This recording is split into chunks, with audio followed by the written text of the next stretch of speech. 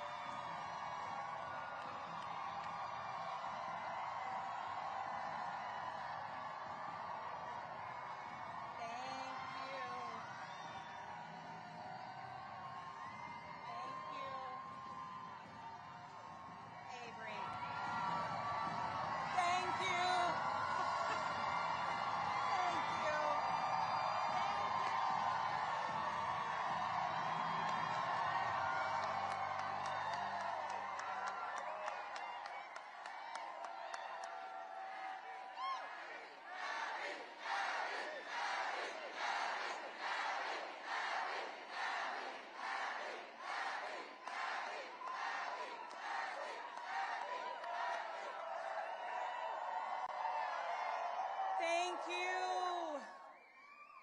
Thank you. Thank you.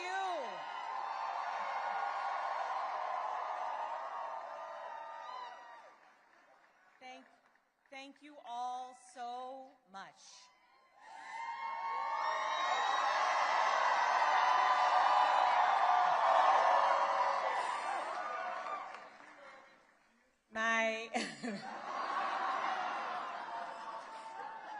My fellow Virginians,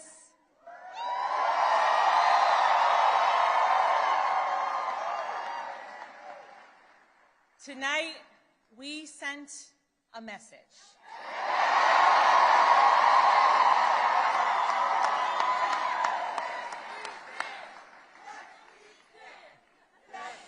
We sent a message to every corner of the Commonwealth. A message to our neighbors and our fellow Americans across the country.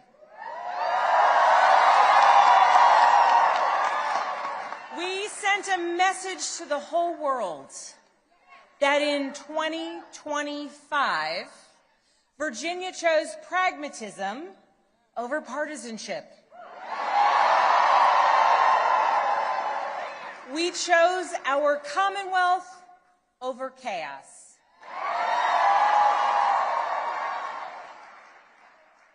You all chose leadership that will focus relentlessly on what matters most: lowering costs, keeping our communities safe, and strengthening our economy for every Virginian.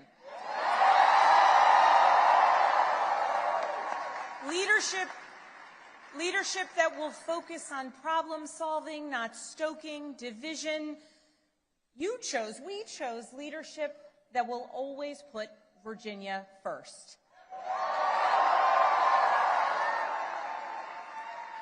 And Virginia, I cannot wait to get to work for you.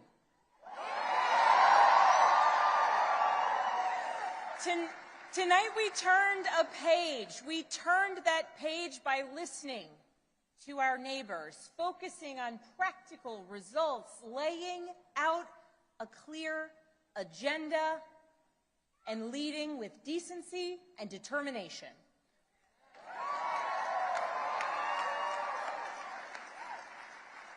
To everyone who helped us achieve this win, from the bottom of my heart, I thank you.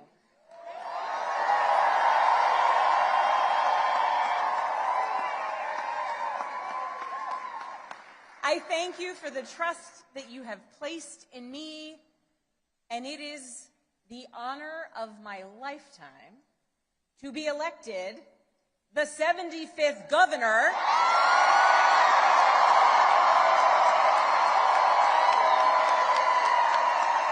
of the Commonwealth of Virginia.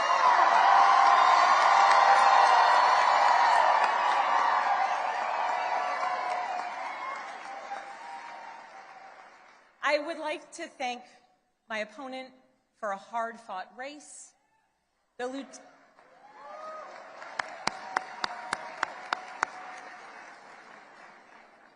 Lieutenant Governor's story, her military service, and her years of service here in Virginia deserve our respect and our gratitude, and I ask that you join me in wishing her and her family well.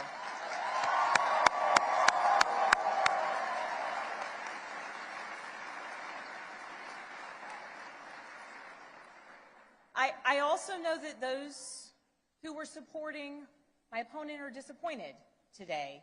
And to those Virginians who did not vote for me, I want you to know that my goal and my intent is to serve all Virginians.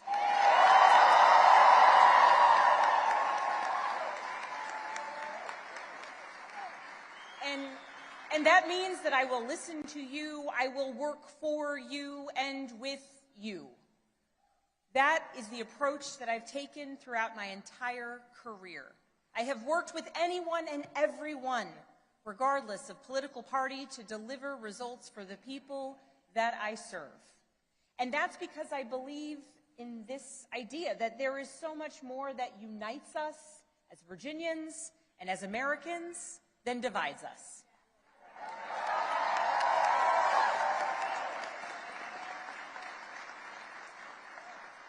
And I know in my heart that we can unite for Virginia's future, and we can set an example for the rest of the nation.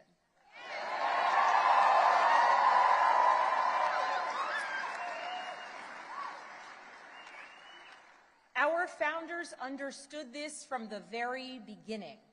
They didn't choose to call Virginia a commonwealth by accident. They chose it to signify that our government would be based on the power of the people united for a common good. Not for a political party, not for a president, not for a monarch, but for a common good, together. And tonight, Virginia proved that that tradition is alive and well. We are still a commonwealth in every sense of the word.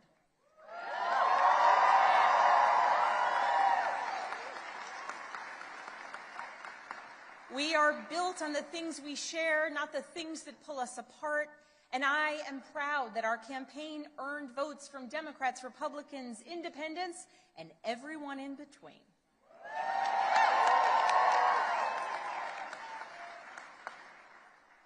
That's the Virginia I know, that's the Virginia I love, and that's the Virginia I will have the honor of serving as your next governor.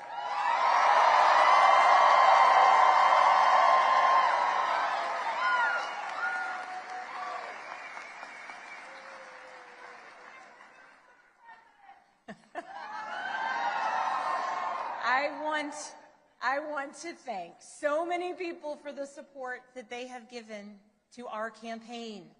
Thank you for your work. Thank you for your support. To our tireless volunteers, to those who believed in me, thank you.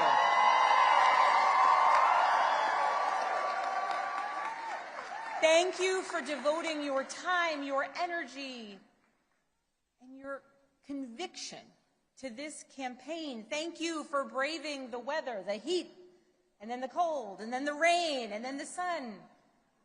It's Virginia after all. Thank you.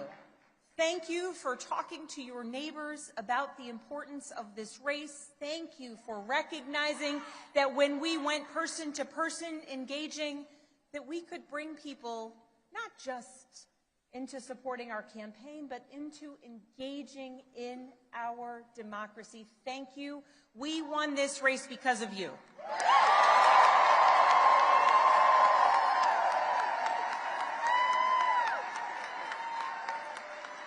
To our campaign team, you're the best in the country.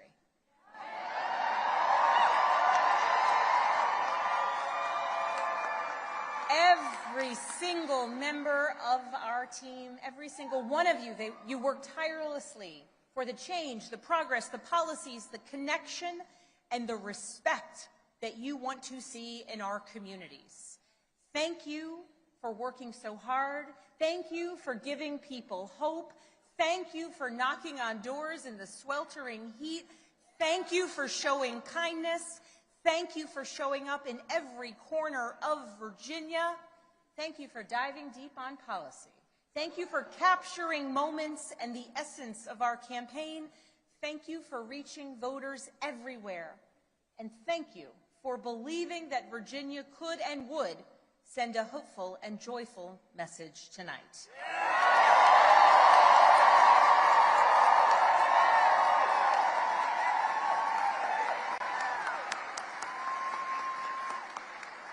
Thank you for giving everything to this campaign and then some.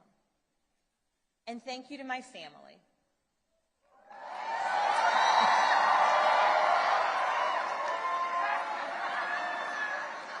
To my husband, Adam.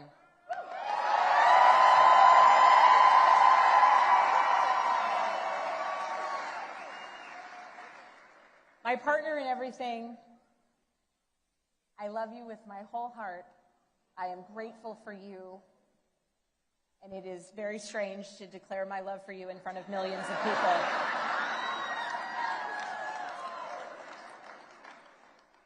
But every adventure we have ever been on has been worth it because you have been by my side. I love you. I'm grateful for you. And I cannot wait to see what the next couple of years bring.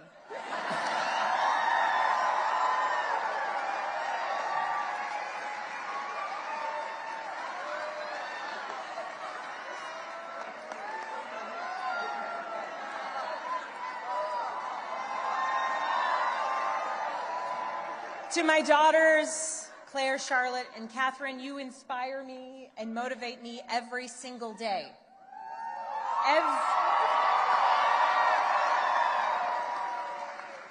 Everything I do to build a better future for you and for all of Virginia's children, and I am so proud of you every single day. I am lucky to be your mother. And Catherine, you did not clean your room today as you promised me.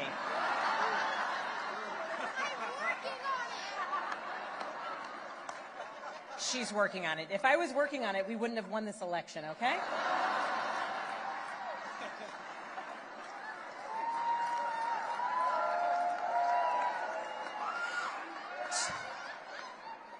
To my sisters, my dearest and earliest friends,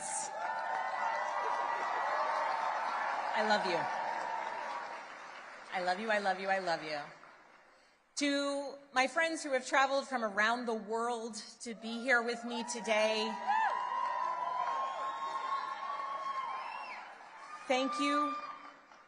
Thank you for making me who I am, and thank you for always believing in me. And to my parents, I love you. Thank you for leading by example every day. And I know that today is a day that you all could have never imagined. But you taught me the importance of service to others and relentless hard work. And Mama, when I think about your life, from the time spent in foster care to putting yourself through nursing school and the challenges along the way, you made clear to us that to whom much is given, much is expected.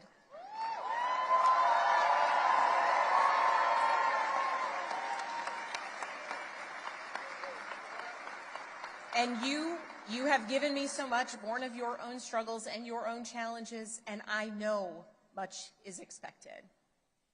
And Dad, thank you for your example of service and tireless devotion to family and country. Nothing has made me prouder than to follow in your footsteps, so many steps along the way. I love you.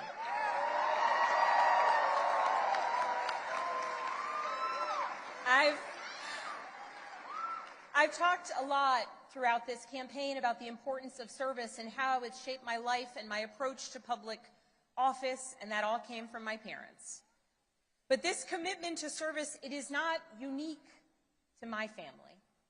It's ingrained in so many of Virginia's families. It is part of Virginia's story. Here in Virginia, this is where American democracy was born and where we are still working to perfect it today, where James Madison built the framework for our Constitution to protect us from tyranny, where Washington and Jefferson fought to establish a government of, by, and for the people. It is also the place where Barbara Johns, a 16-year-old student from Farmville,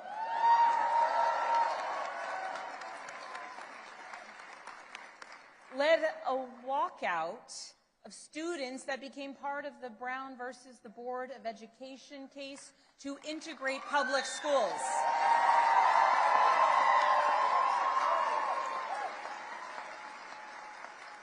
Barbara Johns never gave up, and she showed us that no matter your age, you can be part of the change and the progress that you want to see here in Virginia and across the nation. We are a nation founded on ideas, but we are a country where it is up to us, the citizens.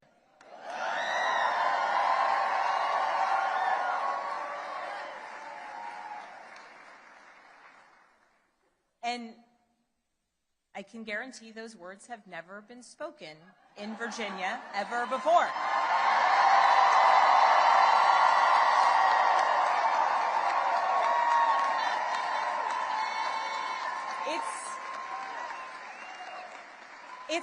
It's a big deal that the girls and the young women I have met along the campaign trail now know with certainty that they can achieve anything. It's a big deal to the women older than I am who forged the path in dreams, hard work, and in a belief that change and progress would be possible so that so many of us could follow in their footsteps in any career, in any role, in any challenge. The history Virginia is making tonight, it is yours. And I thank those who have come before me, and Mary Sue Terry in particular.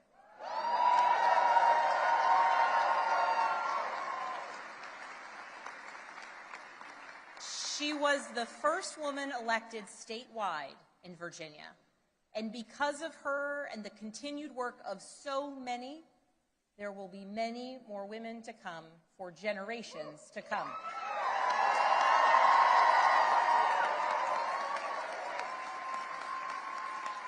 So now that the campaign is over, the real work begins, because this was never about just winning an election. It was about what comes next. It's about the governing. Virginia voters made our choice tonight, and that choice was loud and clear. We are going to work to lower costs of renting, buying, or staying in your home. We are going to cut red tape and build homes families can actually afford. We're going to lower health care costs. We're going to crack down on predatory pharmaceutical practices and surprise billing.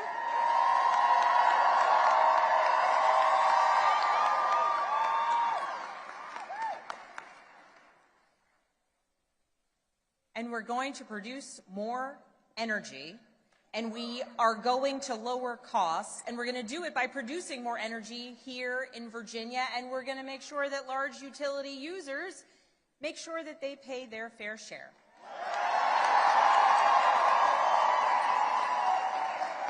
We're going to grow Virginia's economy by investing in apprenticeships and job training of the future. We're going to leverage AI and cutting-edge manufacturing to bring more capital investment into our Commonwealth.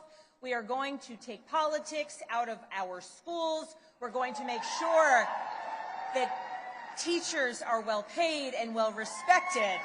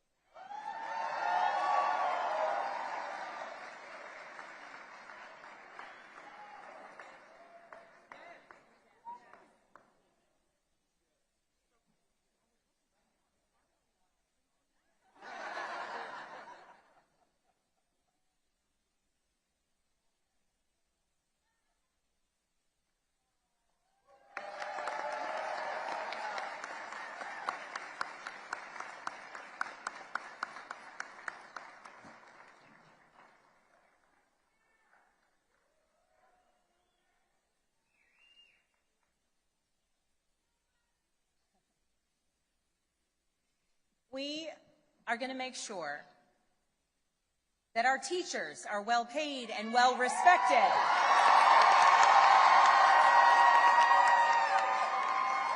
So that our students can focus on actually learning and so that parents know that their children will succeed.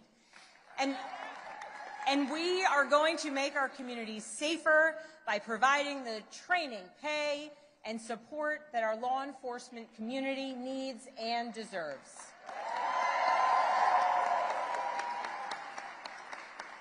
These aren't slogans on a bumper sticker. They are actionable policies that I am ready to implement starting on day one. And starting now, that work begins. So as we begin this transition to a new administration, I want to be absolutely clear about a couple things. First, Virginia is the only state in the South that hasn't restricted women's reproductive rights since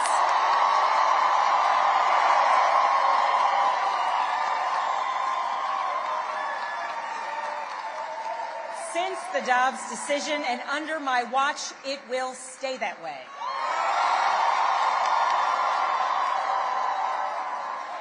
In Virginia, health care decisions about contraception, fertility treatments, and reproductive care will continue to be made between women and their doctors, not politicians. That's a promise I've made and a promise I intend to keep. Second, I will always stand up for Virginia workers, always. And right now, our federal workforce is under attack. And the chaos coming out of Washington is killing Virginia jobs and creating economic uncertainty for tens of thousands of families. Government employees, government contractors, small business owners who are impacted by the chaos coming out of Washington. Virginia's economy doesn't work when Washington treats our Virginia workers as expendable. To those who have been impacted by the mass layoffs, by furloughs, by the hardships that you are experiencing, please know that I will direct the full power of the governor's office to support you.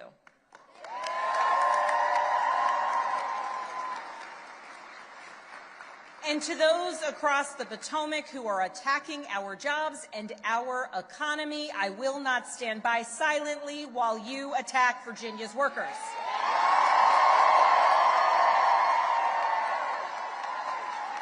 I will fight every single day for every single Virginia jobs, the ones we have now and the ones we will bring to our Commonwealth into the future. I will stand up to anyone who tries to harm our economy or the livelihoods of our Virginians.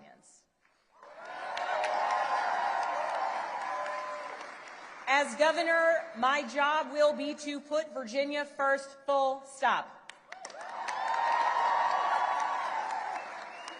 And tonight, as the governor-elect, I call on Congress, Republicans and Democrats, and our president to make real progress on bringing this shutdown to an end.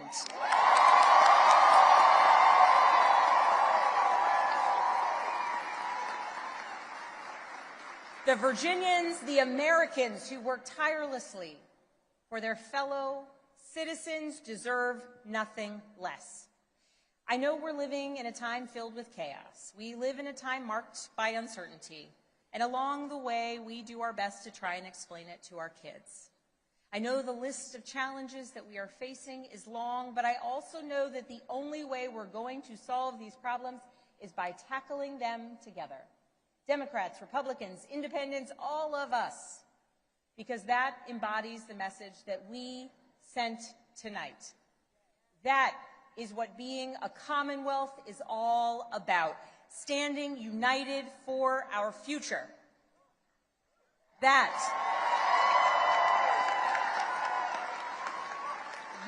is what Virginia is about. So let's show the world what we're made of. Let's get to work. Thank you all so very much.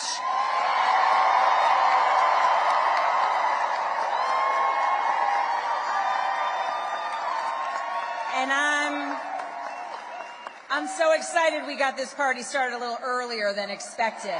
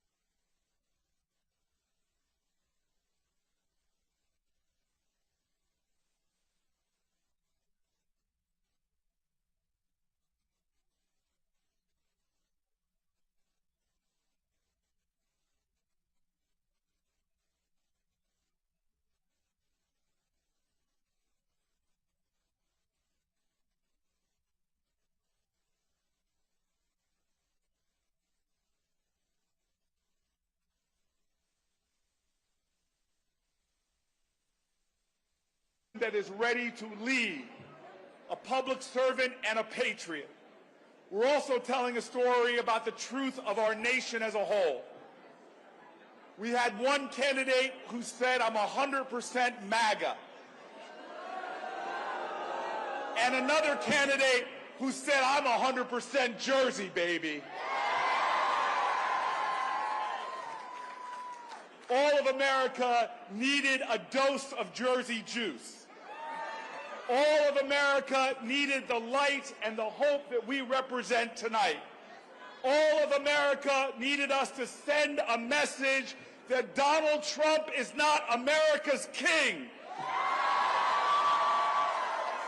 That we are still a nation of the people, by the people, and for the people. Tonight we have shown that when you come after Jersey, when you come after our tunnel project, when you come after our SNAP payments, when you come after our Meals on Wheels, when you come after our health care, when you come after Obamacare, when you come after our infrastructure, when you come after our public school teachers, when you come after our union jobs, when you come after our local firefighters and first responders, When Donald Trump comes after Jersey, you are going to have a fight. And if there's going to be a fight, bet on Jersey. So any moment now, they're going to make a big announcement. This announcement, the whole nation is going to hear. And for all those people who are worried, for all those people who are a little scared, rising again, that Donald Trump may spew hate and darkness, rising again, that Donald Trump may spew hate and darkness, but we are a state that's going to show that light and love can still win the day. Oh, I'm proud to be from Jersey tonight.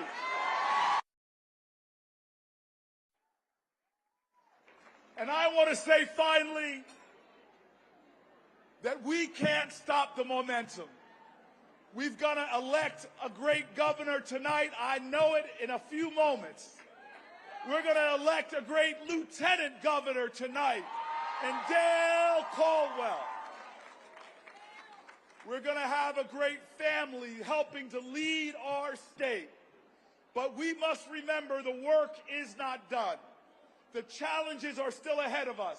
As hard as we work for this night, we have got to still keep marching on. America still lies at a crossroads. Someone is trying to pull us into the quicksand of division and hate. It's time that we rise to a higher ground. It's time that we rise towards better days.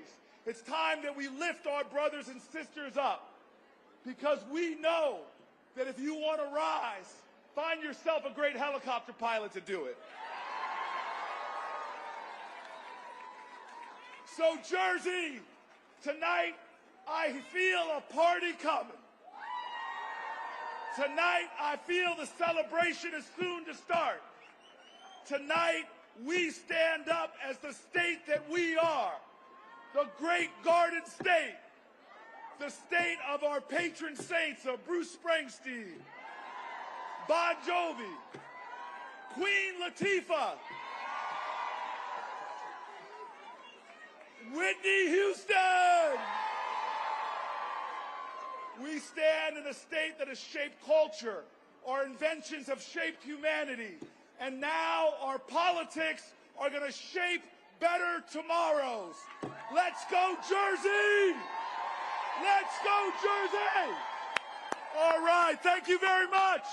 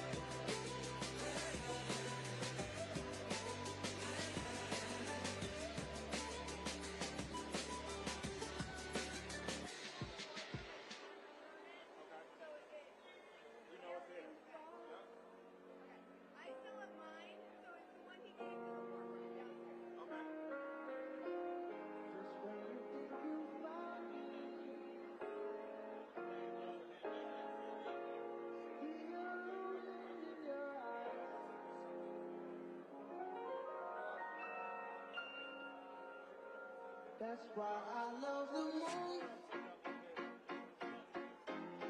Every night it's there for you. It's constant. Unlike these human beings who lie about what it seems to be. You think the earth is where you stand.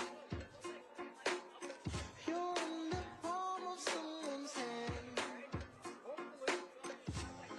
And that's why I love the moon.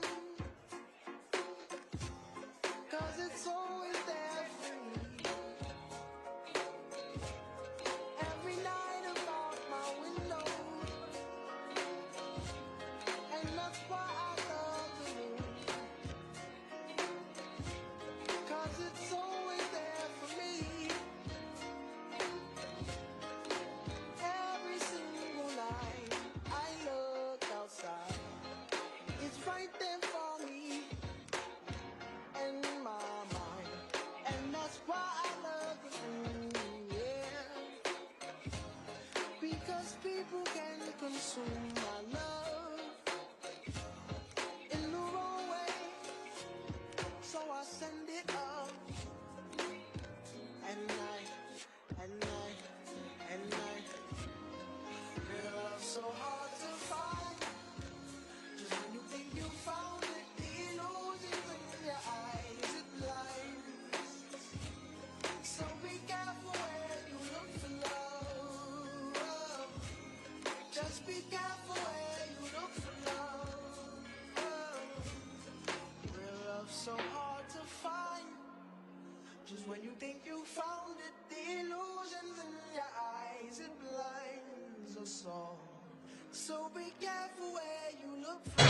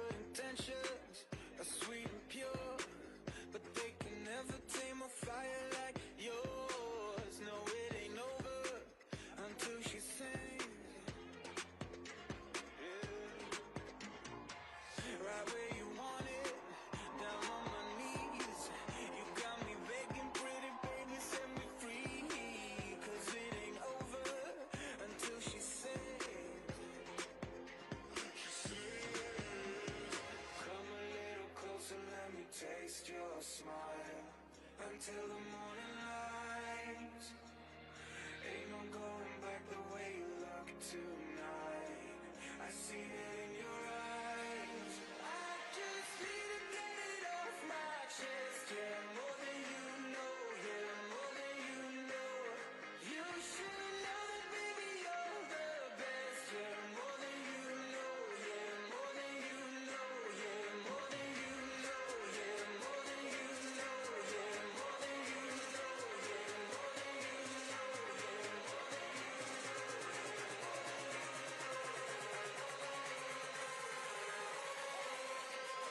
I just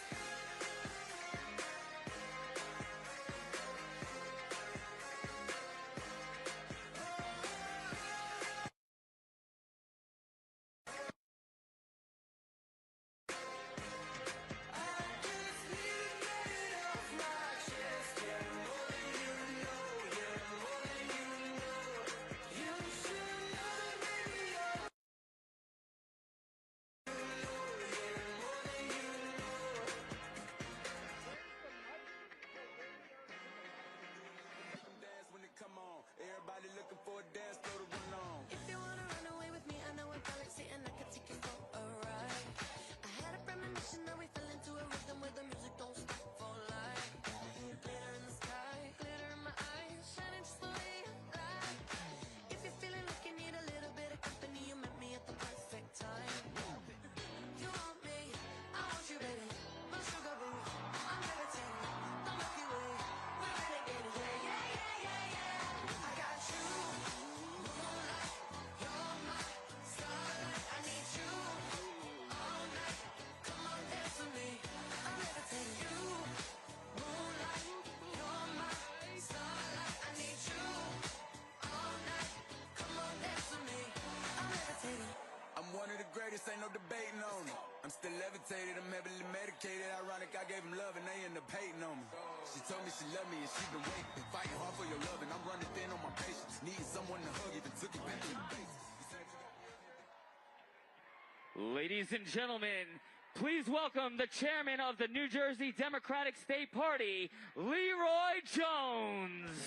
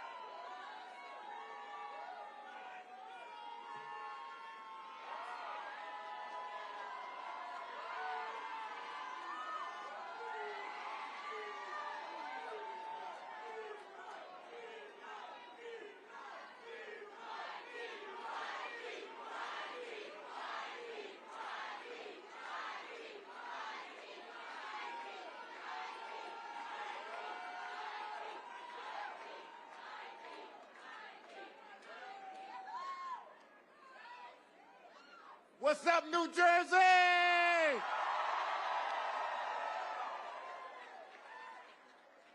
Big Blue is back.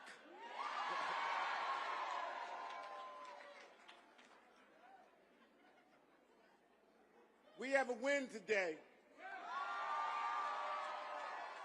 But let me tell you something. Mikey was on the ballot. Mikey was on the ballot. Dale was on the ballot. But New Jersey was on the ballot. And today, New Jersey said no to MAGA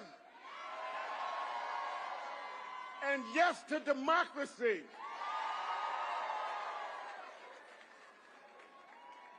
This was a victory not just for New Jersey, but this is a pathway to democracy that starts in New Jersey and is going to move through America. Let me tell you,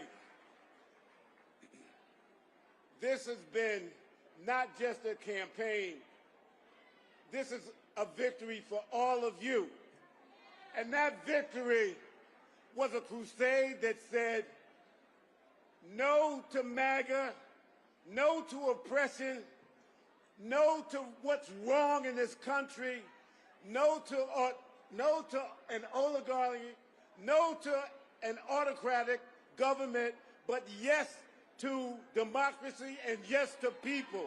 Because today in New Jersey, we the people spoke.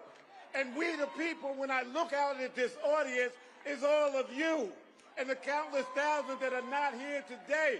But we are saying today that now we can see the sunshine, and the sunshine bright on the future of the Democratic Party here in New Jersey and across this nation.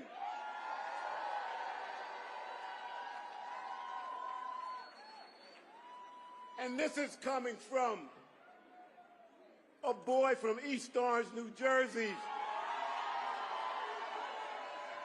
that probably wouldn't be in front of this microphone, but for the opportunities that are offered in this community, that are offered in this country, and that Mikey will build in the state of New Jersey, because Mikey understands and Dale understands, you know, the essence of democracy and the fact that people are the heart and soul of what this government should be about and what this government is for, because it's a government of the people, by the people, and for the people.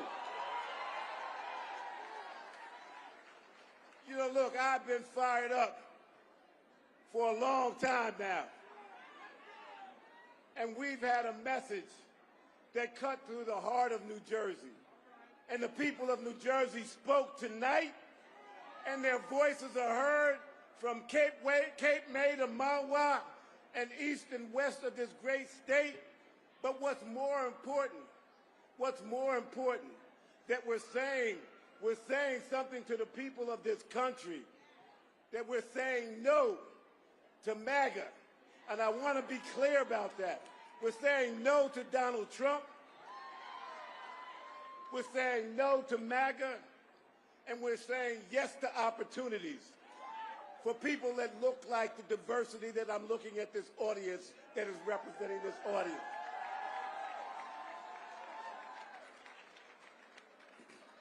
So I want to say to each and every one of you, I am so immensely proud of what you all have done today here in this state of New Jersey, the Garden State. Because what you've done today, you planted the seeds in the Garden State, and we're going to watch those seeds sow. We're going to watch those seeds grow. The sunshine is going to make it healthy.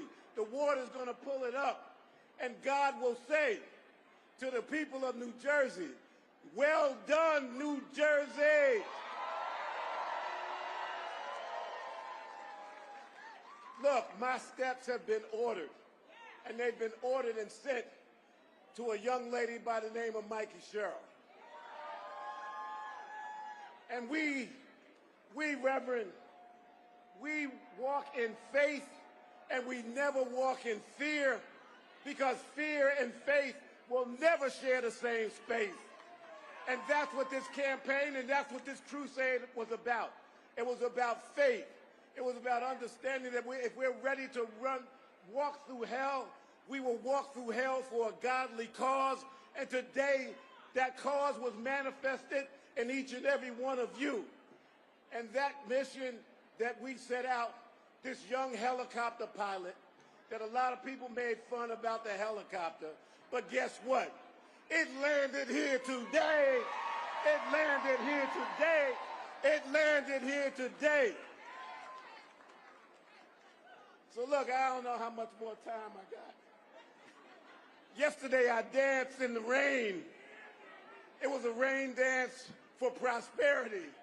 It was a rain dance for justice. It was a rain dance for humanity. It was a rain dance for equality. It was a rain dance for inclusion.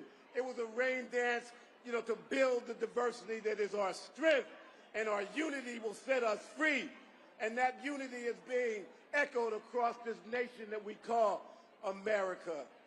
America the great, America the home of the brave and the free. And all I see out there is individuals that were those brave individuals that stood up against the tyranny of Donald Trump.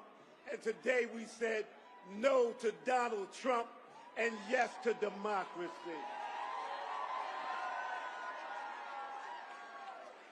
Now, I'm not using a teleprompter. This is all from the heart. Because I believe in all of you.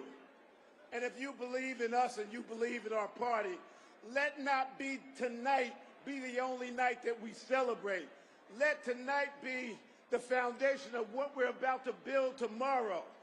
And we're going to stay on that course. We're going to build this party. We're going to be inclusive. We're going to listen to the voices that people have out there. We're going to listen to opinions. We are not going to dictate to you what we think you know. We're going to ask you what you need from us. That is how this Democratic Party is going to work. That is what got Mikey elected tonight. That's what will set us free on a course to taking back what belongs to the people of this great nation. That is our House of Representatives and the United States government. But we're going to start right here in New Jersey.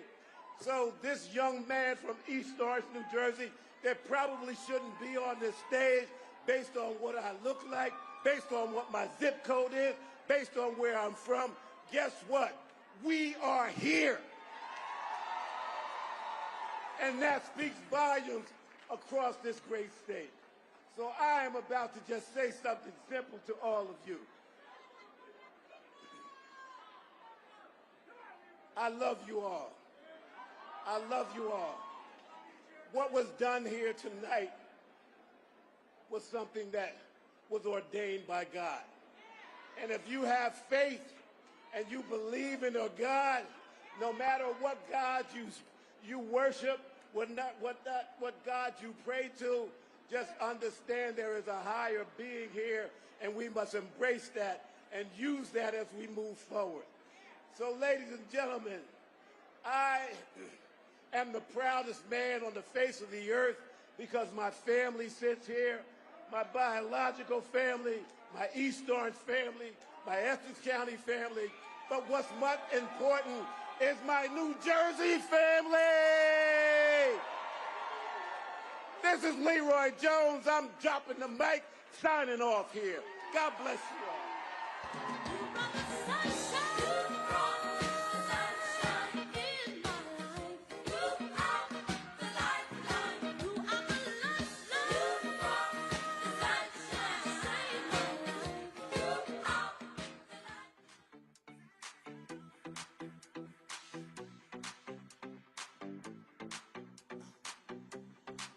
Let's go. Make no excuses now. I'm talking here and now. I'm talking here and now. Let's go. Your time is running out. I'm talking here and now. I'm talking here and now. It's not about what you've done. It's about what you do. It's all about where you're going, no matter where you've been.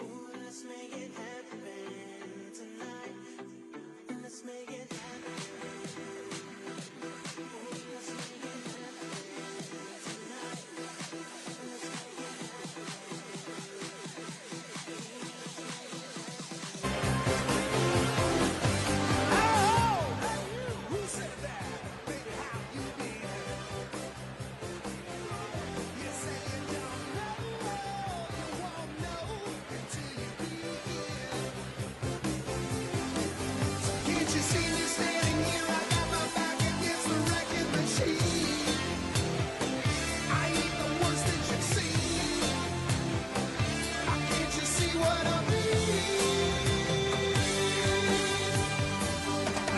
Maxwell, jump, jump.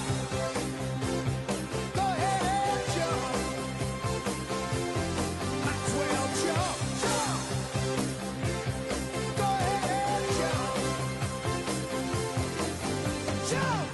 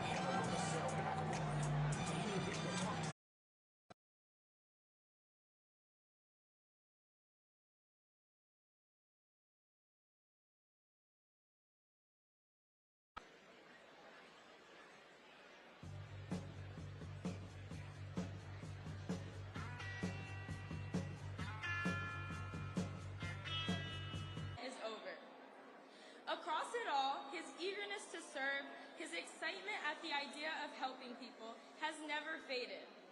It's a passion I've only seen grow each and every day. I am so very proud of him, and I know how well he will serve all of you.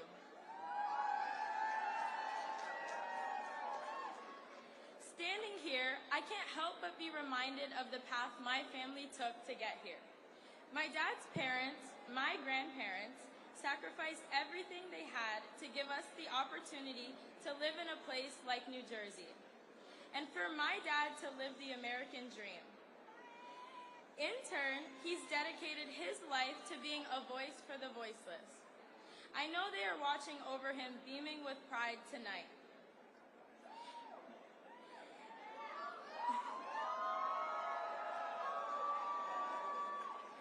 And it is because of that drive to be a voice for the small and to help everyone that I know he's going to make a fantastic lieutenant governor. As I get ready to graduate college, I'm inspired by the values my dad and Mikey Sherrill are fighting for, and I am confident they will make a brilliant team in Trenton. So together, they also give me hope for my generation. At a time when the world feels too chaotic, too expensive, and sometimes scary to navigate, their leadership will help light the way. And with that, I am beyond excited to introduce my father and your next Lieutenant Governor, Dr. Dale G. Caldwell.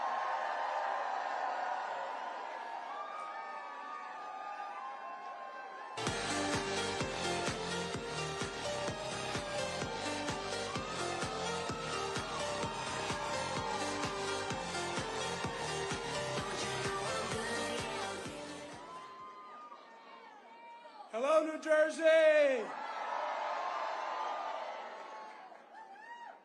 I want to say I love my daughter. She's fantastic. But I want to begin by first saying thank you. Thank you to all the people for Mikey and I. Give yourselves a round of applause. I also have to thank my daughter Ashley for being the best daughter a dad could ever ask for. She's my greatest inspiration, and everything I do is for her. I hope this victory serves as a reminder to all the young people out there that with patience, courage, you can achieve amazing things. I was thrilled to see so many young people get involved in this election, whether it's knocking doors, making phone calls, or exercising their right to vote. We all know our young people are the future, and it's critical they have a voice in shaping how the future unfolds. And to the people of New Jersey, thank you for putting your trust in us. Thank you for having the courage to reject division and the faith to believe in a better future. Thank you for never losing hope and for having the grit to make that hope very real. And thank you to Mikey for giving me the honor to stand beside you and serve this incredible state.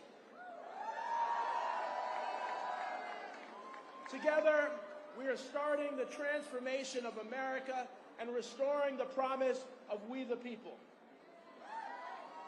Throughout this campaign, I've said my mission is guided by Proverbs 31:8-9, to be a voice for the voiceless and to speak up for the destitute. That is what guiding this fight. We're fighting to make sure that everybody, no matter what you look like, no matter what your orientation is, no matter what color you are, no matter where you're from, no matter how much money you make, no matter who you are, we're here for you. Because we know with Mikey, your family wins. With Mikey, your community wins. With Mikey, unions win. With Mikey, small businesses win. With Mikey, teachers win. With Mikey, we all win. So now I'd like for us to take a moment of silence as we come upon America's 250th anniversary. Let's pause to recognize the importance of this night.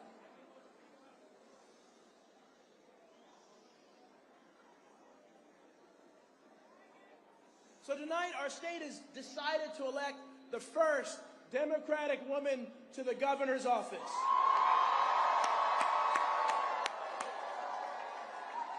One of the most powerful in the country, and to send the first black pastor to Trenton as her lieutenant. New Jersey, you have made history once again. Now, I know what powerful movements look like. My father marched arm in arm with Dr. Martin Luther King Jr. and was on the Edmund Pettus Bridge in Selma at the March on Washington. Service is a way of life that I learned from him, and one of the biggest reasons I said yes to running alongside Mikey.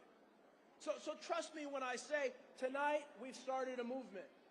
Tens of thousands of New Jerseyans told Trump that we will never stand for his attacks on our communities, and his division and hate has no place in New Jersey. While they try to tear women down, we are sending the first Democratic woman to the governor's office.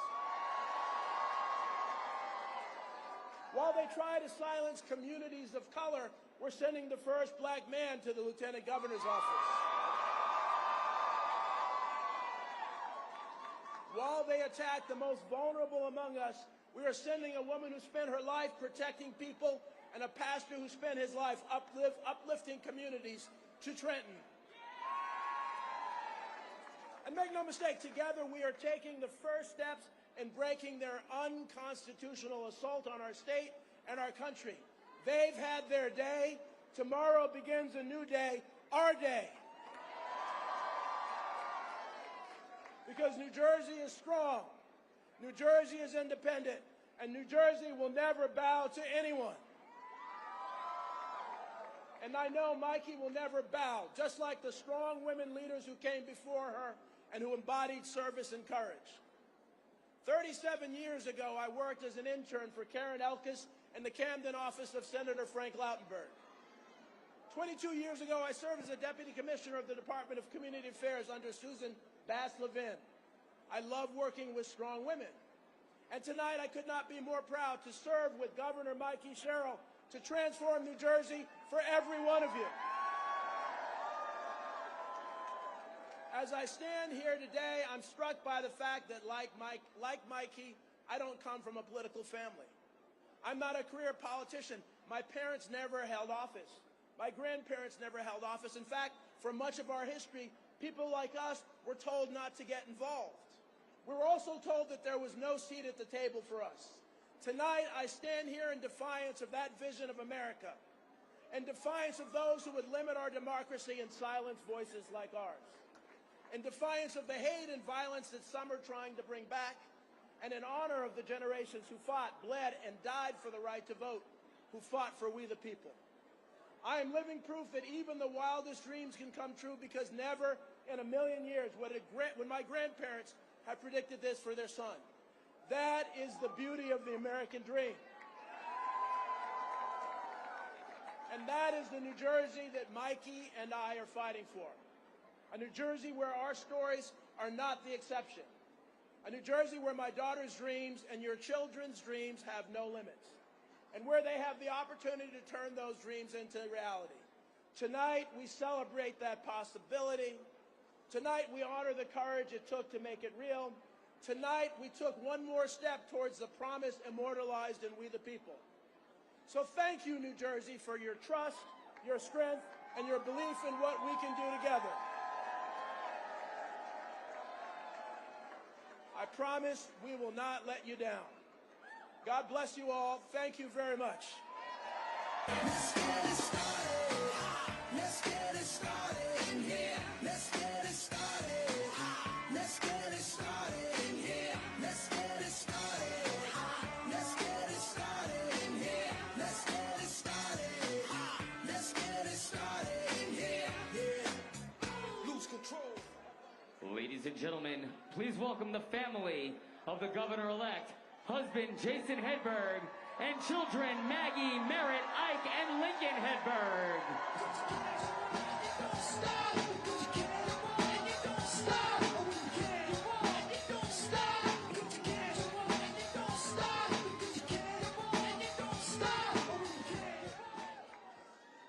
Good evening, New Jersey.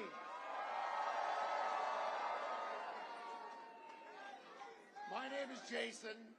I'm Mikey Sherrill's husband. You may know me from my popular lawn sign video, or perhaps you spied me in the background at one of her many speeches. And I will be honest that I had this whole speech prepared, but a friend told me to keep it short, and frankly, she won so quickly, I didn't really have time to memorize most of it.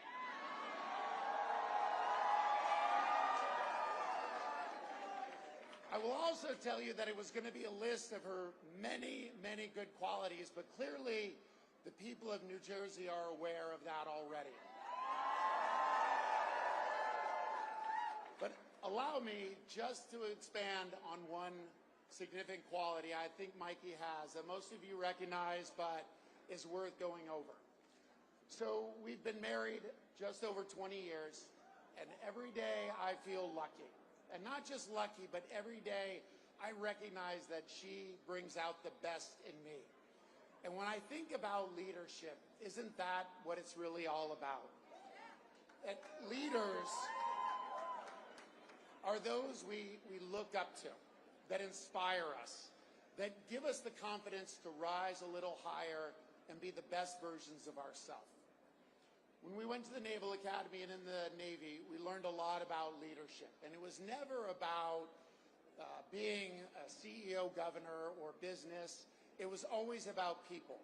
And at the foundation of leadership was caring about people. Somewhere along the way, I feel that caring was not considered a strength. But Mikey never forgot that caring is a strength. And she cares deeply. She listens to people, she includes them, and she leads with both her head and her heart. And no one gets left behind. So I think this outstanding victory tonight is a great affirmation of a positive direction we're headed in this country. And I don't think that we can rest easy, but I will say I will rest easier tonight knowing Mikey is at the helm.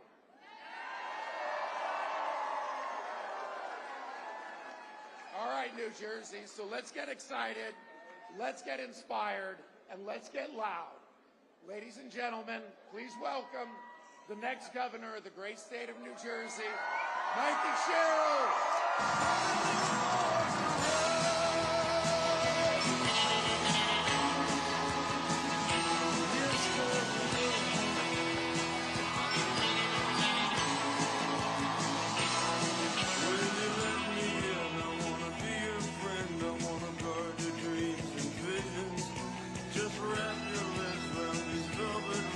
Strap your hands across my engines.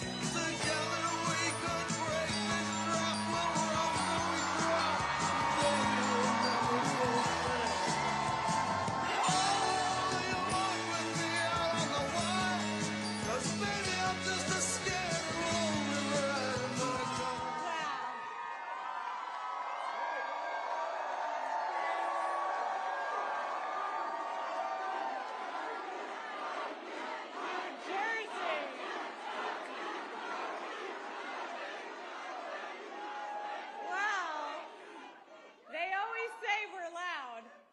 But man, with this vote, you guys just scream from the rooftops.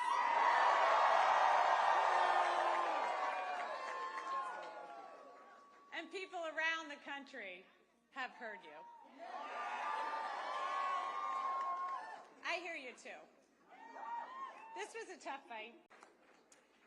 When I was 18, I raised my hand and I swore to defend the Constitution.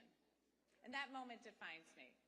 It taught me that leadership means carrying the weight of other people's hopes, standing firm when it's easier to bend, and always putting the common good above personal gain. And I know how hard it can be to serve in these times. And I just got a call from Jack Chitterelli, and I want to recognize him for stepping up.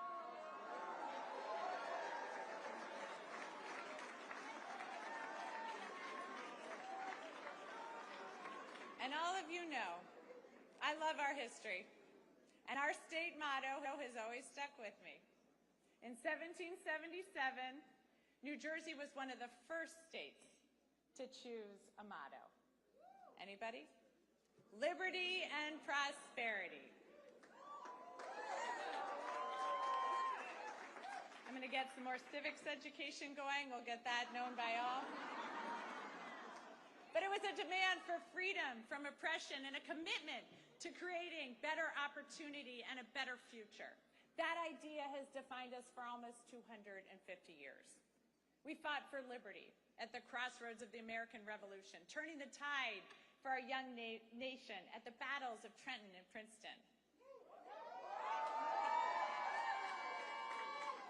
We offered prosperity as we built the nation during the Industrial Revolution. We've been the cradle of scientific discovery, inventing everything from the light bulb to the laser. Liberty and prosperity. I've seen the genius in that motto over the last year because both are essential in our democracy. And as the president is backing away from this ideal, cutting SNAP, ripping away health care, terminating Gateway,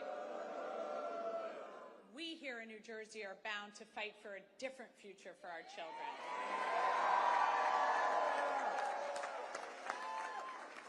We see how clearly important liberty is.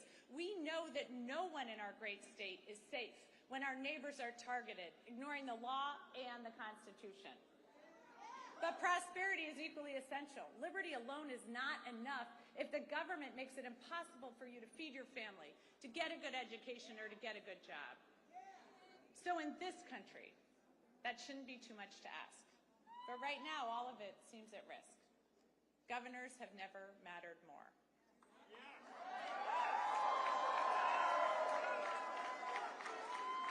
And in this state, I am determined to build prosperity for all of our citizens.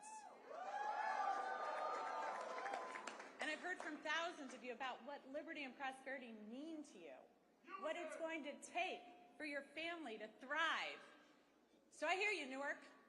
I'm going to work with communities from the ground up so all of our neighbors thrive.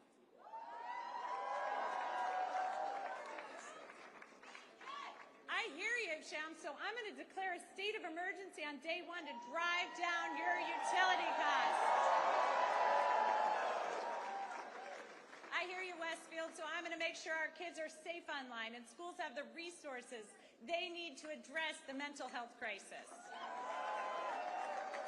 I hear you, Jersey City, so I'm going to hold government accountable, balancing individual liberty with collective responsibility, ensuring people are safe, healthy, educated, and free to pursue their dreams. I hear you, New Jersey. Good government doesn't just manage problems, it solves them.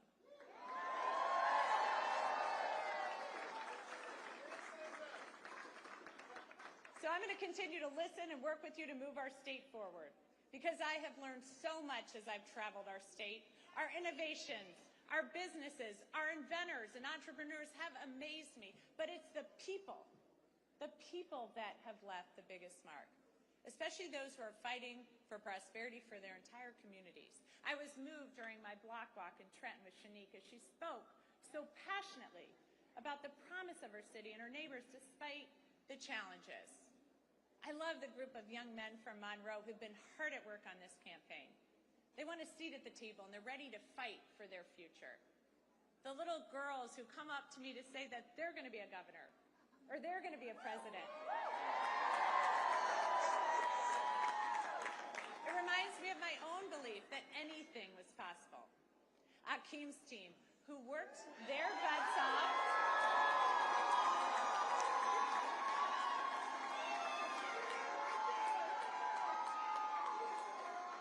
knocked over 60,000 doors.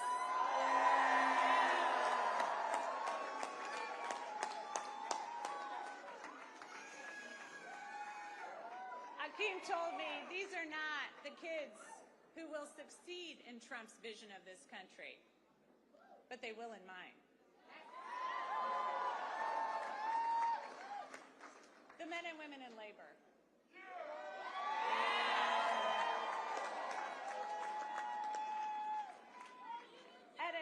Union jobs at a time when our economy is set up to make it harder and harder for working people. You You know what? They don't just fight for their brothers and sisters in labor. They fight for all of us. For working families everywhere, so everyone has a shot. So thank you. Thank you to each and every person here tonight and across the state who's worked hard over the last year. Thanks to the thousands of volunteers who made millions of calls, texts, and canvases. To everyone who's ready to stand and demand a better future for our kids and our families. To my running mate, Dr. Dale Caldwell.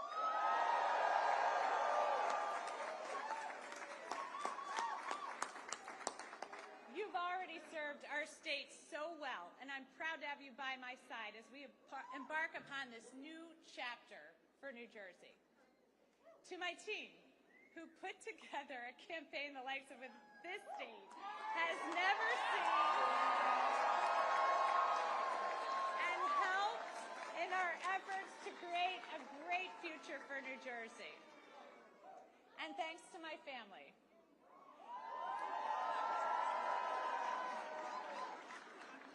who put up with missed soccer games, lacrosse games, football games, volleyball games, swim meets, and rugby games, all to put up with this, so thank you. And a special thanks to my husband, Jason. Through 4 kids, 2 dogs, a hamster, numerous goldfish, 5 campaigns, an insurrection, and 2 impeachments, you have been a truly amazing partner.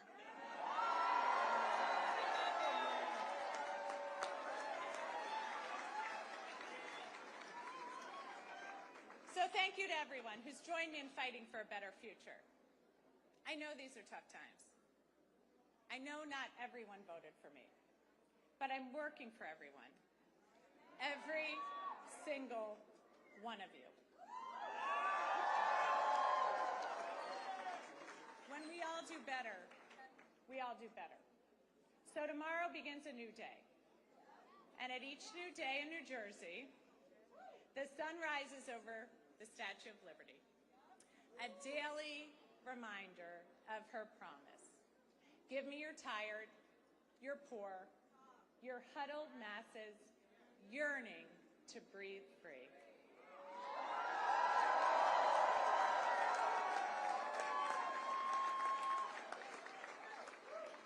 She declares that her lamp lights the path to the golden door. That golden door is New Jersey. It always has been. And that expectation is well deserved, especially after this election, where we chose, we're going to follow Lady Liberty's beacon. We're not going to give in to our darker impulses. Here in New Jersey, we know that this nation has not ever been, nor will it ever be, ruled by kings.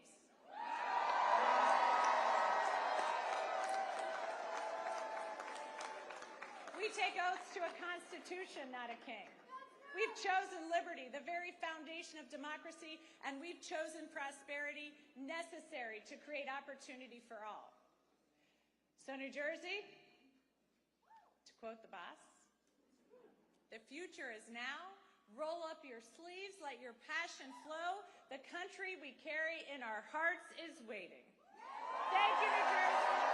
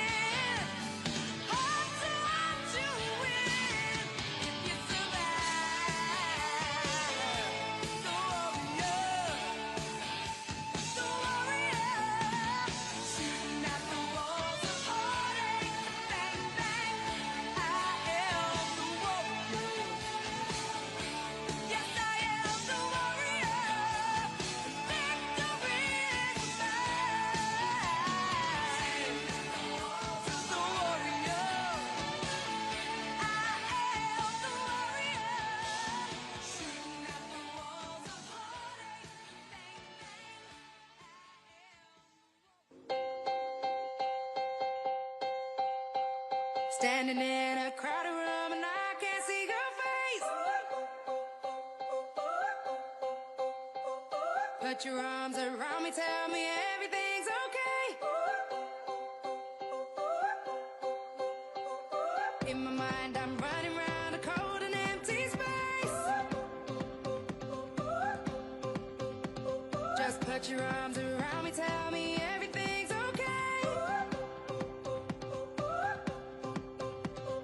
Break my bones, but you won't see me fall. Oh, the rising tide will rise against them all. Oh, darling, hold my hand. Oh, won't you hold my hand? 'Cause I don't wanna walk on my own anymore. Won't you understand? 'Cause I don't wanna walk alone. I'm ready for this. There's no denying. I'm ready for this. You stop me falling. I'm ready for this. I need you holding. I'm ready for this. So darling, hold my hand. Soul is like a melting pot when you're not next to me. Tell me that you got me and you're never gonna leave. Trying to find a moment where I can find relief. Please tell me that you got me and you're never gonna leave. Break my bones, but you won't see me fall. Oh, the rising tide will rise against them all. Oh, darling, hold my hand. Oh, won't you hold my hand? 'Cause I don't wanna walk on my own anymore. Won't you understand? 'Cause I don't wanna walk alone. I'm ready for this. There's no denying. I'm ready for this. You stop me falling. I'm ready for this. I need you holding. I'm ready for this. So darling, hold my hand. Don't wanna know that feeling when I'm all alone. So please don't make me wait, 'cause I don't wanna break, no, I don't wanna fall. When you're next to me, content I'm not afraid to be. You don't make me wait and never let me break. You never let me fall. Darling, hold my hand.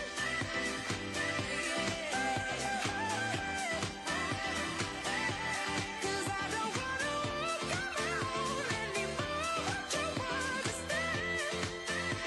'Cause I don't wanna walk alone. I'm ready for this. There's no denying. I'm ready for this. You stop me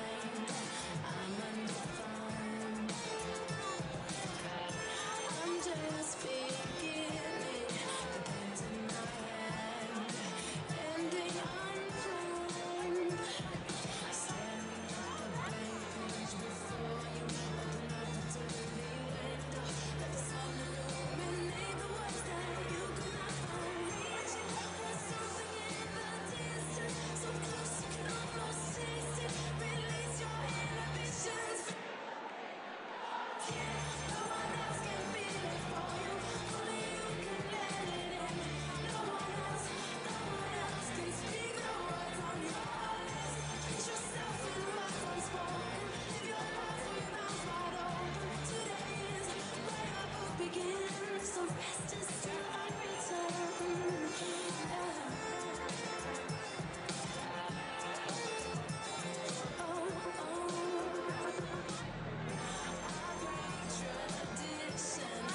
Sometimes my tries are outside the line.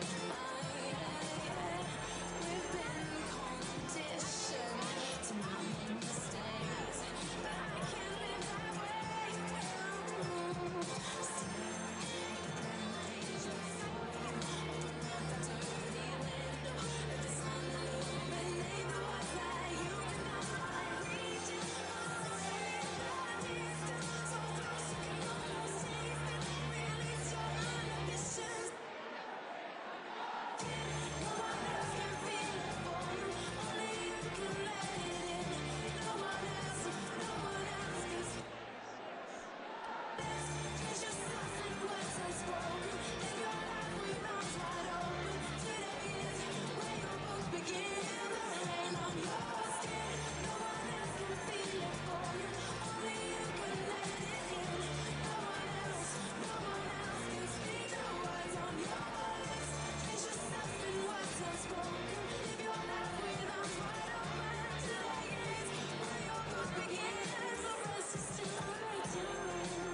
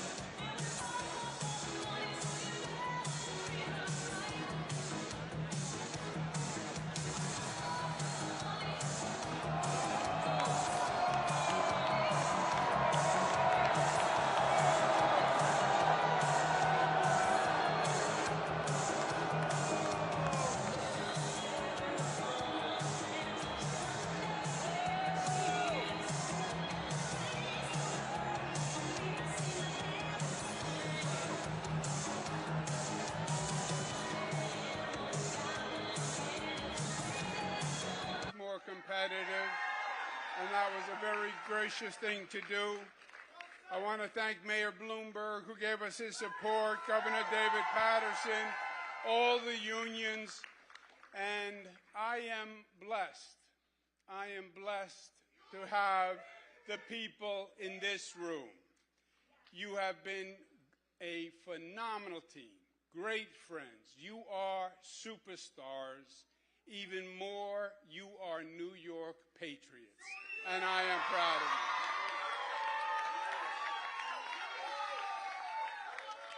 you. This campaign was the right fight to wage, and I am proud of what we did and what we did together. This campaign was to contest the philosophies that are shaping the Democratic Party, the future of this city, and the future of this country.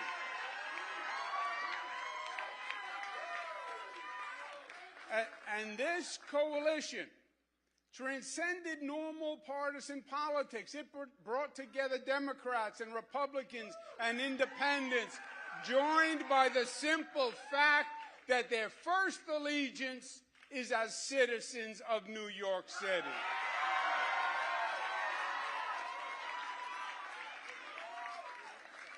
$2 million voters, the largest number in modern political history, cared enough to show up in a municipal election. And 42% voted for us on an independent line.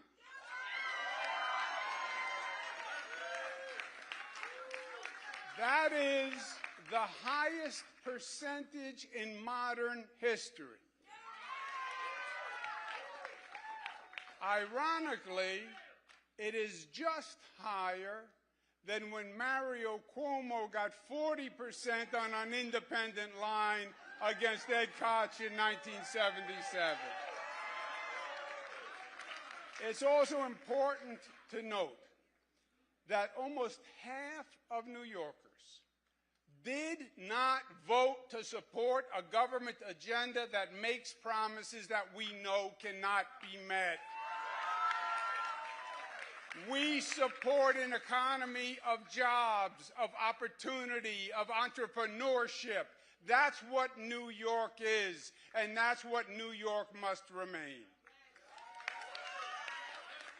We are a nation of laws, and we believe in law and order, and we need the police to keep society safe.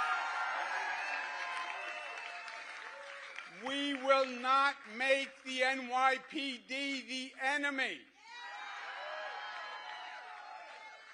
We cherish our diversity, and we have no tolerance for discrimination of any kind by race, religion, sexual orientation, or creed. And we will not tolerate any behavior that fans the flames of anti-Semitism or diverse attacks.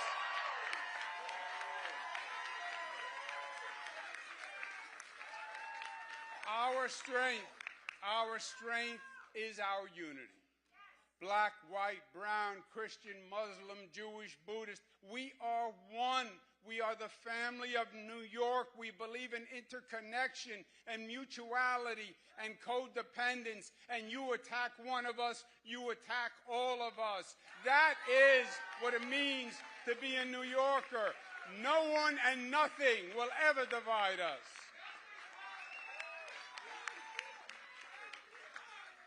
And this campaign was necessary to make that point.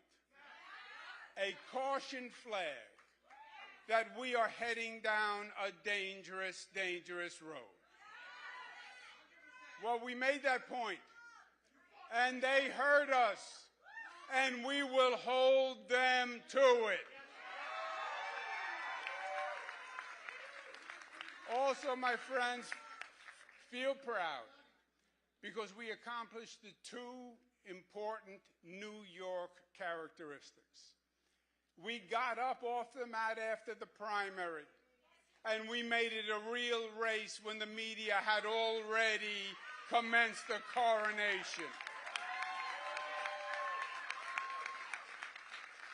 and feel proud because we fought our hearts out and we left it all on the field.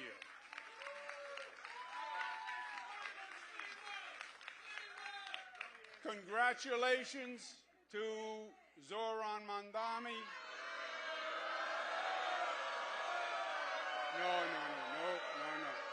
No. That is not right. That is not right, and that is not us. That is not us. Tonight was their night, and as they start to transition to government, we will all help any way we can because we need our New York City government to work. We want it to work for all New Yorkers because our city is the greatest city in the world, and we will unite for New York City because we love New York City. And from the bottom of my heart, I thank each and every one of you. I love you for the fight you made. Pulled me back to that McDonald's, took it to my stash spot, 560 State Street. Catch me in the kitchen like a Simmons whipping pastry. Cruising down A Street, off-white Lexus, driving so slow, but BK is from Texas. Me, I'm out that Bed-Stuy, home of that boy Biggie. Now I live on Billboard, and I brought my boys with me. Say what up to Todd. Still sipping my top, sitting courtside, Knicks and Nets give me high five. Nigga, I be spiked out, I could trip a referee. Tell by my attitude that I most definitely from. Hey.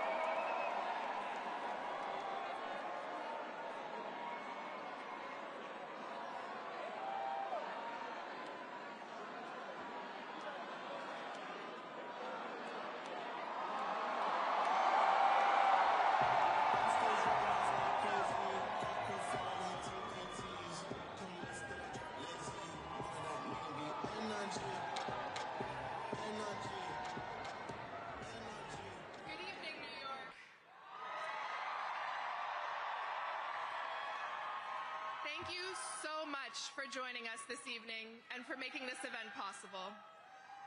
Before I begin, let's give a big thank you to the venue staff who have made this night such a celebration. Now, Zoran is about to join us on stage, but before he does, I want to say a few quick words of reflection and thanks and introduce a very special member of our team.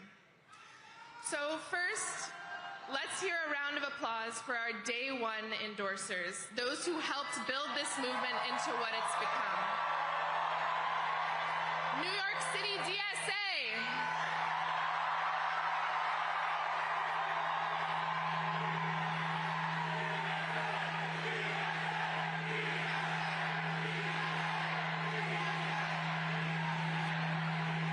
Cab Voice. Drum Beats. New York Communities for Change. And Jewish Voice for Peace Action. And please give it up for our friends at the New York Working Families Party who have been such a leader in our long fight for an affordable, livable city. Now, do we have labor in the House? Throughout this campaign, we have stood shoulder to shoulder with our brothers and sisters in organized labor at 1 a.m. in Queens, at 4 p.m. in Manhattan, at 6 a.m. in Brooklyn, at every time of day and night in every corner of the city, and we are so grateful for your partnership.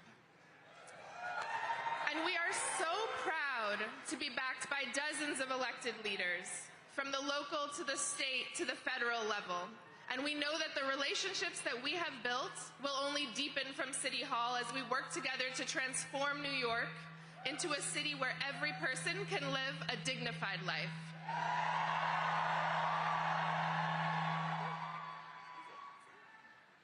I also want to thank our incredible campaign staff. You have sacrificed your social lives and your sleep schedules, and you have given so much to this movement, and then when Cuomo decided to get back into the race, you dug deep and gave more. I have been so honored to work with you, learn from you, and support you as you have faced unprecedented scrutiny and at times ugliness and threats from our opponents. You have built a historic campaign, so please give them all a round of applause.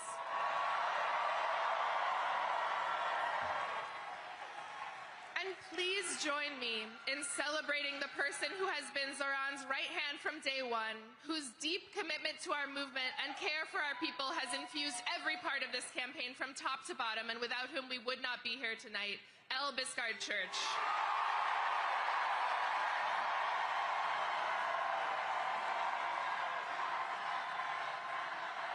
Now,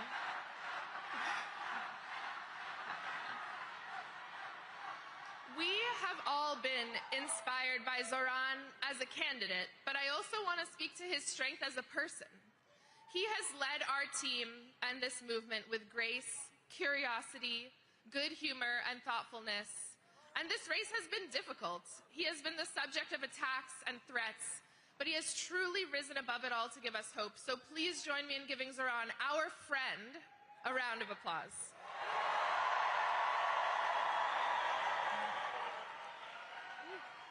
And there are too many supporters to name, so I want to speak to everyone directly.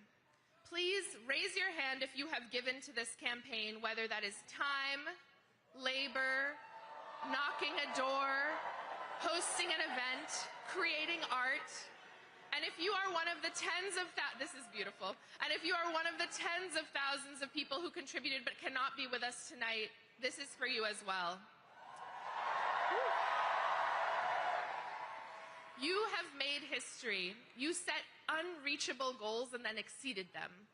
You believed in this city and believed in each other. And you achieved something that people will speak of for decades to come.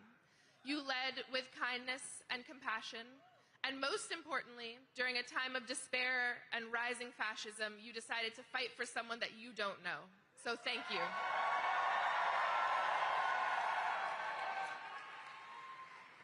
Friends, the scope of this campaign was truly unprecedented. we had hundreds of thousands of conversations with our neighbors and trained leaders who will help us deliver our agenda for the next 4 years. But this record-breaking program did not come out of nowhere. It was the product of years of organizing and leadership development by New York City DSA and so many of our movement partners.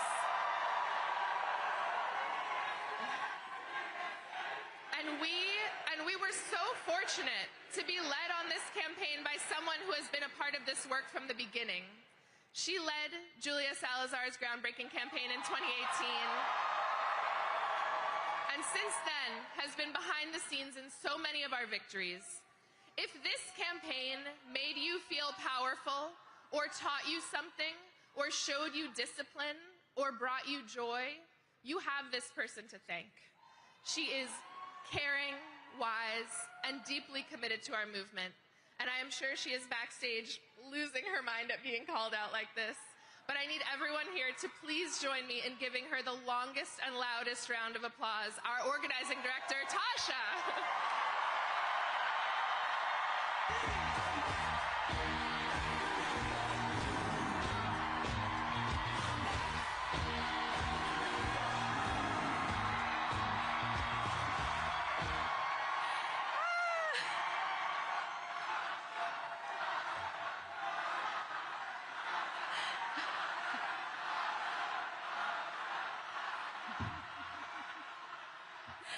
Thank you. This is very exciting. Thank you, everyone. I'm Tasha, and I've had the honor of being the field director on this campaign. I first crossed paths with Zoran in 2017 on a city council campaign for Kader El Yatim in Bay Ridge. Zoran was the paid canvas manager, and I was volunteering on the campaign as a member of New York City Democratic Socialists of America. I don't think that we could ever have imagined that 8 years later, we would be here on election night for a mayoral campaign, 104,000 volunteers strong. 104,000 volunteers. We love numbers, we love metrics, but I want to talk first about what's behind those numbers. Every number is, in a way, an act of bravery. Door knocking is not the easiest thing. For many, including myself, it takes a moment of bravery at the beginning, asking a stranger something about their lives and sharing something about yours. Sharing what you want to see in the world, it can be daunting. Thousands of people did it.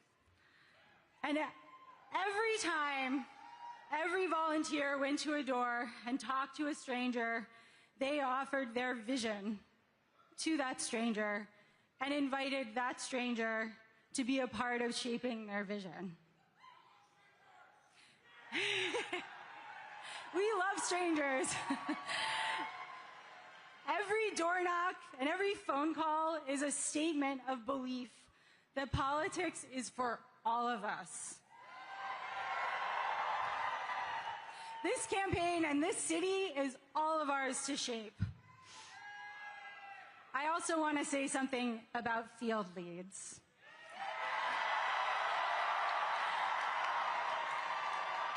All of our canvases, for those who don't know, all of our canvases have been led by volunteers we call field leads. Many of them are here. Most led a shift every week, and some led a shift every week since December. And every time they led a canvas, and they were the ones welcoming new volunteers into our movement. They were the ones who helped inspire folks coming out to canvas for the first time. Without those 700 people who chose to step into leadership in an uncertain moment and try something new and scary, this field operation at this scale would not have happened. Those 700 people prove that leadership isn't about having all of the answers. It's about the willingness to step into the unknown and inspire others to imagine something better. So here are the numbers. Over 104,000 volunteers made over 4.4 million calls. At around noon today, a volunteer knocked our 3 millionth door. Over 700 field leads have led over 5,700 canvases in 243 neighborhoods. 6,568 voters signed up to volunteer on the spot when they were canvassed by somebody. 8,389 voters signed up to volunteer when they were asked by a phone banker. These are unprecedented numbers. The bravery that you all have shown, that this field operation carried across all 5 boroughs, is going to transform our city. What all 100,400 of us have accomplished has rewritten the possibilities of mass democratic action. And it doesn't stop tonight. We all know that we won't stop at electing Zoran. We will continue to fight to bring the affordable of New York City to life. I am so excited to do that with all of you. And now I'm so honored to introduce the person you've been waiting to hear. We've worked for many years to bring about change in New York City that it so urgently needs. He's been a friend, and he is the next mayor of the greatest city on earth, Zoran Mamdani.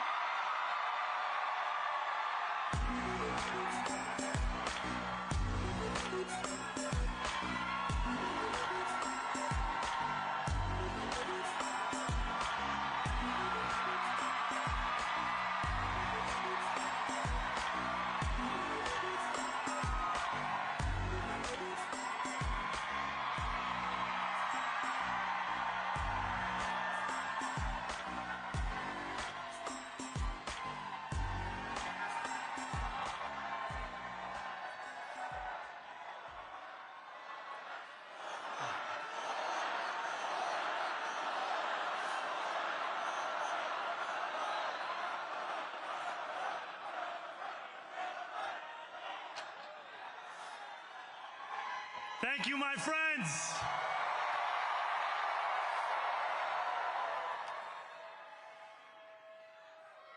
The sun may have set over our city this evening, but as Eugene Debs once said,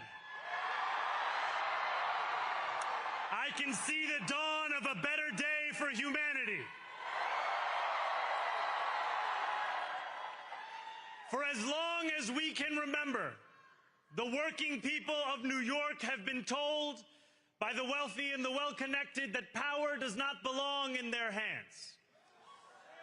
Fingers bruised from lifting boxes on the warehouse floor, palms calloused from delivery bike handlebars, knuckles scarred with kitchen burns. These are not hands that have been allowed to hold power. And yet, over the last 12 months, you have dared to reach for something greater. Tonight, against all odds, we have grasped it. The future is in our hands. My friends, we have toppled a political dynasty.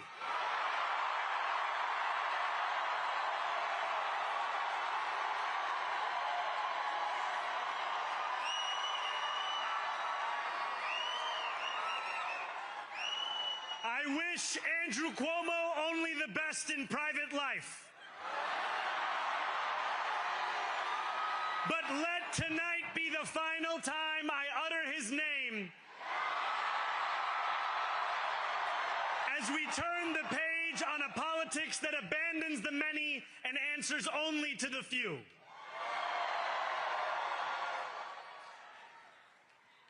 New York, tonight you have delivered a mandate for change, a mandate for a new kind of politics, a mandate for a city we can afford, and a mandate for a government that delivers exactly that. On January 1st, I will be sworn in as the mayor of New York City.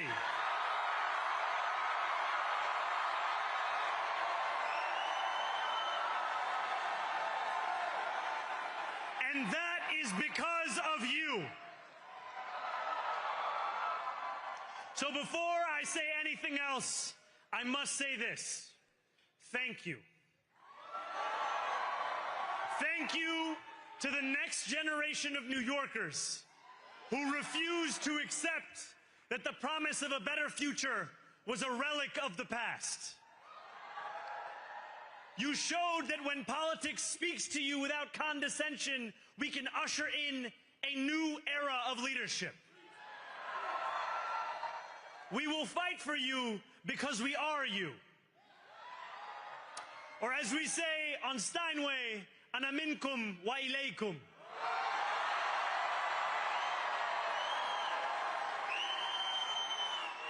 Thank you to those so often forgotten by the politics of our city who made this movement their own. I speak of Yemeni bodega owners and Mexican abuelas,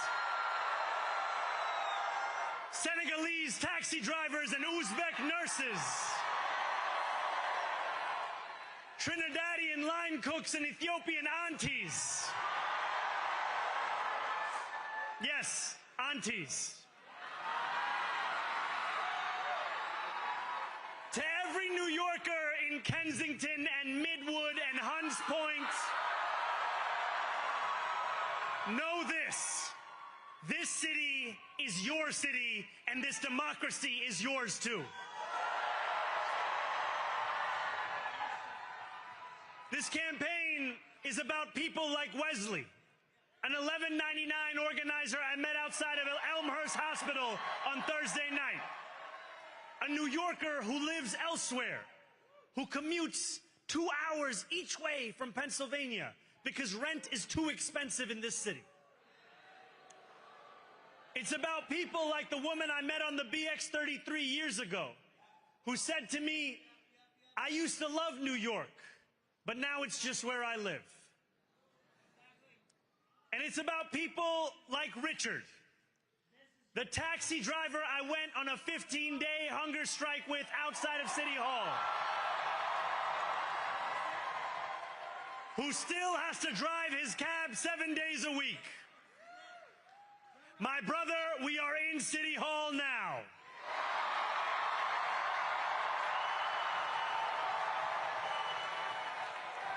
This victory is for all of them, and it's for all of you. The more than 100,000 volunteers who built this campaign into an unstoppable force. Because of you, we will make this city one that working people can love and live in again. With every door knocked, every petition signature earned, and every hard-earned conversation, you eroded the cynicism that has come to define our politics. Now I know that I have asked for much from you over this last year. Time and again, you have answered my calls. But I have one final request. New York City, breathe this moment in. We have held our breath for longer than we know. We have held it in anticipation of defeat. Held it because the air has been knocked out of our lungs too many times to count. Held it because we cannot afford to exhale. Thanks to all of those who sacrificed so much, we are breathing in the air of a city that has been reborn.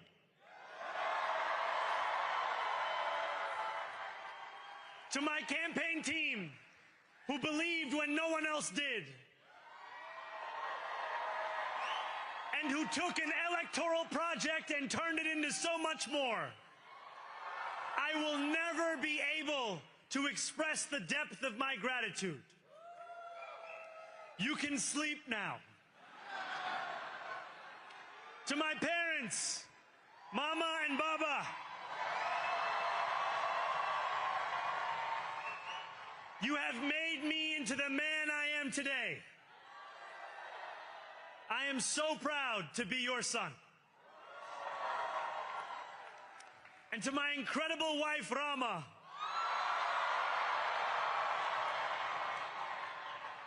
Hayati, there is no one I would rather have by my side in this moment and in every moment.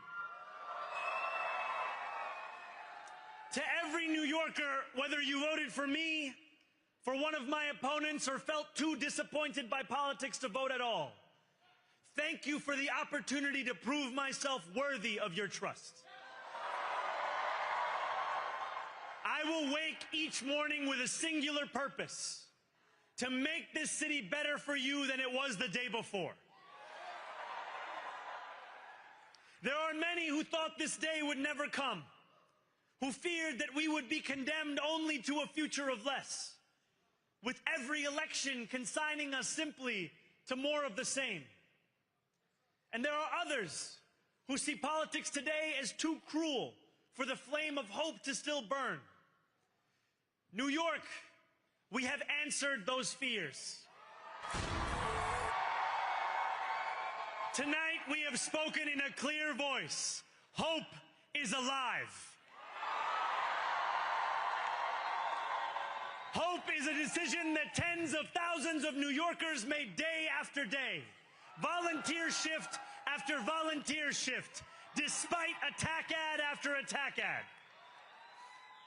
More than 1 million of us stood in our churches, in gymnasiums, in community centers, as we filled in the ledger of democracy.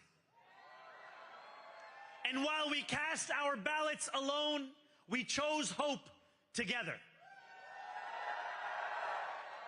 Hope over tyranny. Hope over big money and small ideas. Hope over despair. We won because New Yorkers allowed themselves to hope that the impossible could be made possible. And we won because we insisted that no longer would politics be something that is done to us. Now it is something that we do.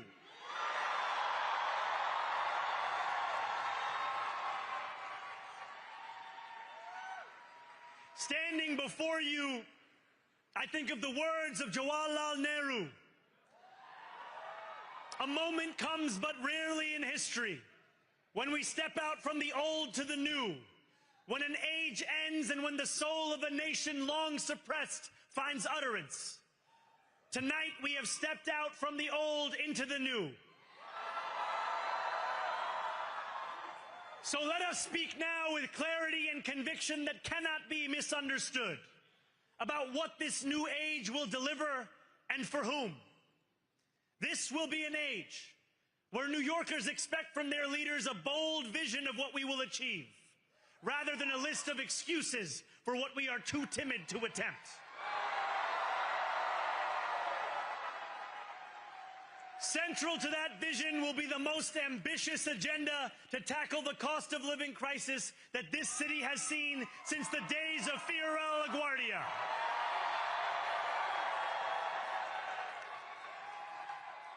An agenda that will freeze the rents for more than 2 million rent-stabilized tenants.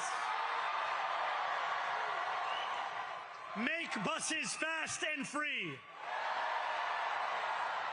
and deliver universal child care across our city. Years from now, may our only regret be that this day took so long to come. This new age will be one of relentless improvement. We will hire thousands more teachers. We will cut waste from a bloated bureaucracy. We will work tirelessly to make lights shine again in the hallways of NYCHA developments where they have long flickered. Safety and justice will go hand in hand as we work with police officers to reduce crime and create a department of community safety that tackles the mental health crisis and homelessness crises head on. Excellence will become the expectation across government, not the exception. In this new age we make for ourselves, we will refuse to allow those who traffic in division and hate to pit us against one another. In this moment of political darkness, New York will be the light. Here, we believe in standing up for those we love. Whether you are an immigrant, a member of the trans community, one of the many black women that Donald Trump has fired from a federal job, a single mom still waiting for the cost of groceries to go down, or anyone else with their back against the wall, your struggle is ours too. And we will build a city hall that stands steadfast alongside Jewish New Yorkers and does not waver in the fight against the scourge of anti-Semitism. Where the more than 1 million Muslims know that they belong. Not just in the 5 boroughs of this city, but in the halls of power. No more will New York be a city where you can traffic in Islamophobia and win an election.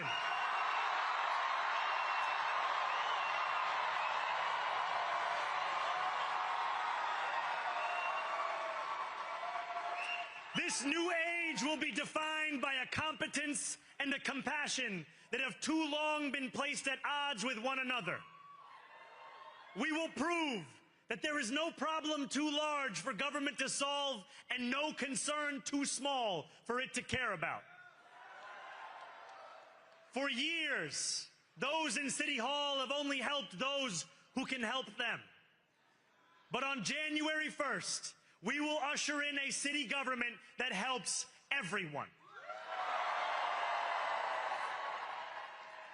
Now, I know that many have heard our message only through the prism of misinformation. Tens of millions of dollars have been spent to redefine reality and to convince our neighbors that this new age is something that should frighten them.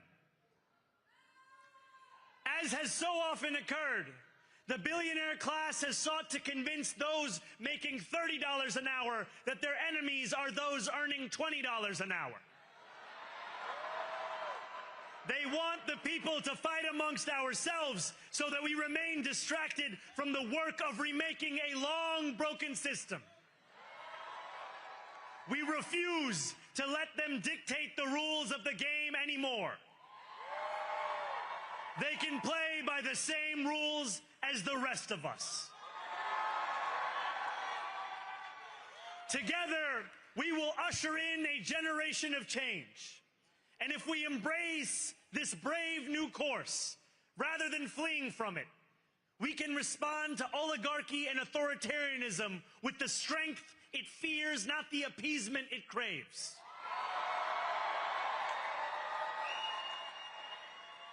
After all, if anyone can show a nation betrayed by Donald Trump how to defeat him, it is the city that gave rise to him.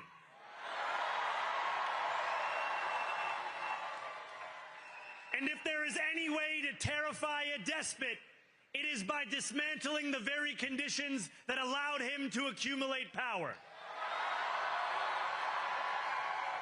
This is not only how we stop Trump, it's how we stop the next one. So Donald Trump, since I know you're watching, I have 4 words for you. Turn the volume up.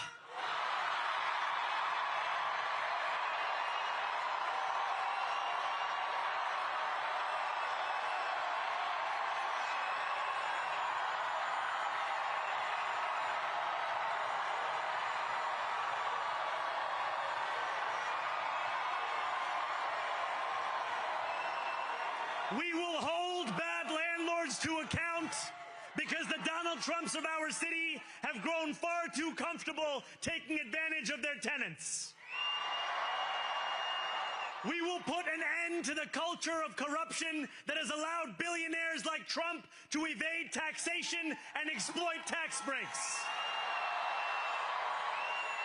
We will stand alongside unions and expand labor protections because we know, just as Donald Trump does, that when working people have ironclad rights, the bosses who seek to extort them become very small indeed. New York will remain a city of immigrants, a city built by immigrants, powered by immigrants, and as of tonight, led by an immigrant.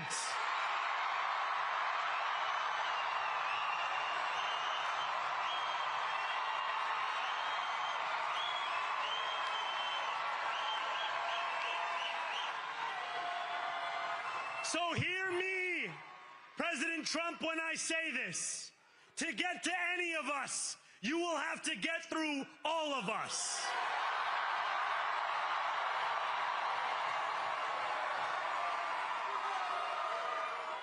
When we enter City Hall in 58 days, expectations will be high.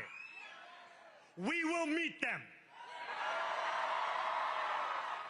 A great New Yorker once said that while you campaign in poetry, you govern in prose.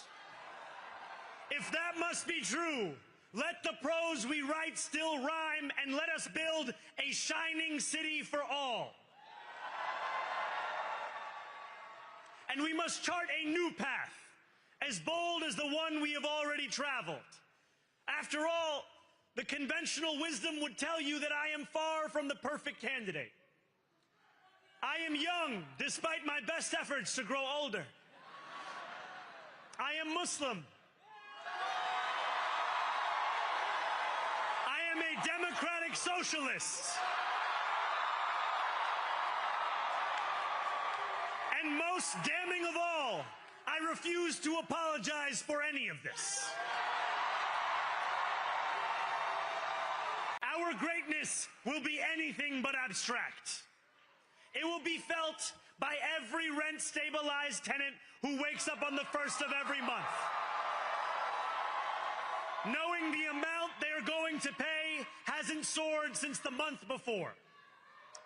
It will be felt by each grandparent who can afford to stay in the home they have worked for, and whose grandchildren live nearby because the cost of childcare didn't send them to Long Island. It will be felt by the single mother who is safe on her commute and whose bus runs fast enough that she doesn't have to rush school drop-off to make it to work on time. And it will be felt when New Yorkers open their newspapers in the morning and read headlines of success, not scandal. Most of all, it will be felt by each New Yorker when the city they love finally loves them back. Together, New York, we're going to freeze the... Together, New York, we're going to make buses fast and... Together, New York, we're going to deliver universal... Let the words we've spoken together, the dreams we've dreamt together, become the agenda we deliver together.